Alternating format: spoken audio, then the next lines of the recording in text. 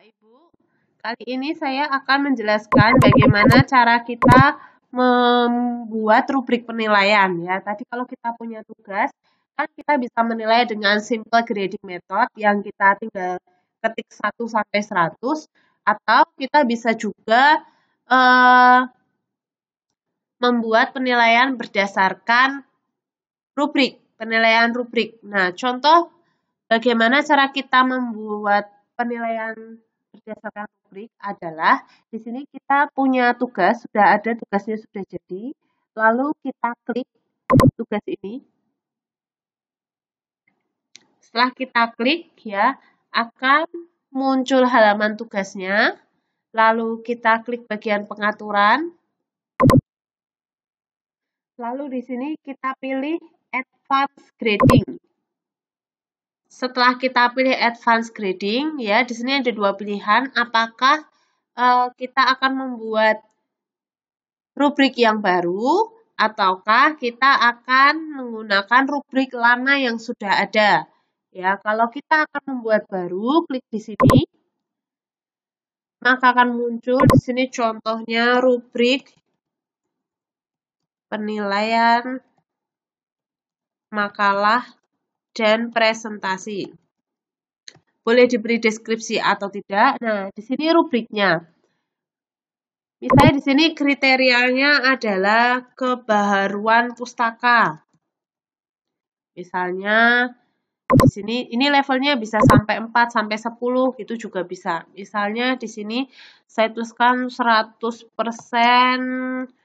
pustaka up to date. Nah, definisi up to date ya tergantung Bapak Ibu, misalnya lebih dari 2010 atau bagaimana, silahkan berdasarkan definisi Bapak Ibu masing-masing. Kemudian di sini 80% pustaka up to date. Kemudian di sini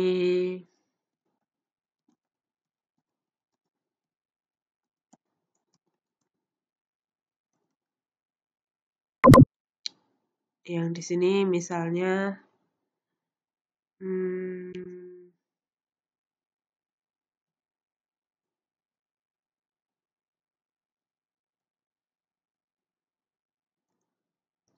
lebih dari 0%,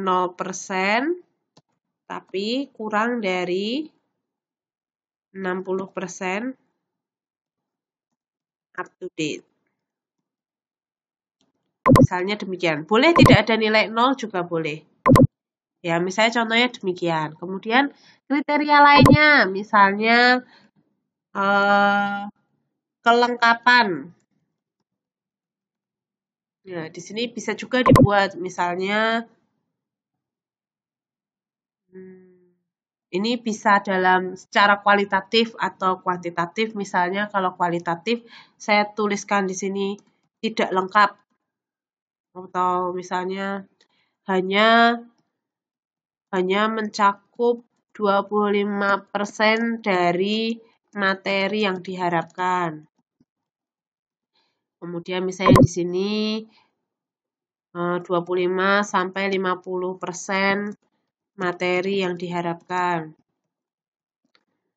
Kemudian di sini 50 sampai 75% materi. Oke. Di sini 75 sampai 100%. Misalnya demikian.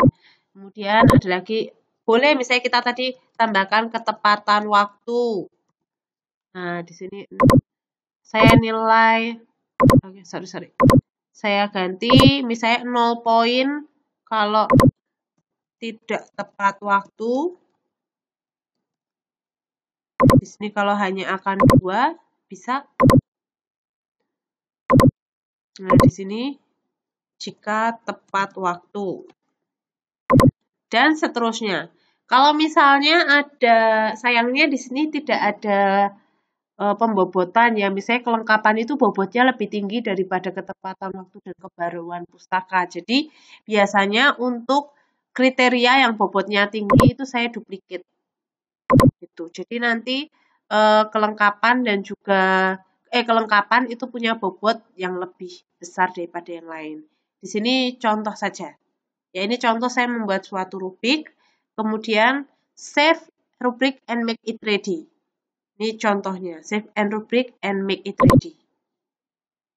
Nah, maka kita akan menggunakan rubrik tersebut untuk penilaian di penugasan tadi, di penugasan tugas ini.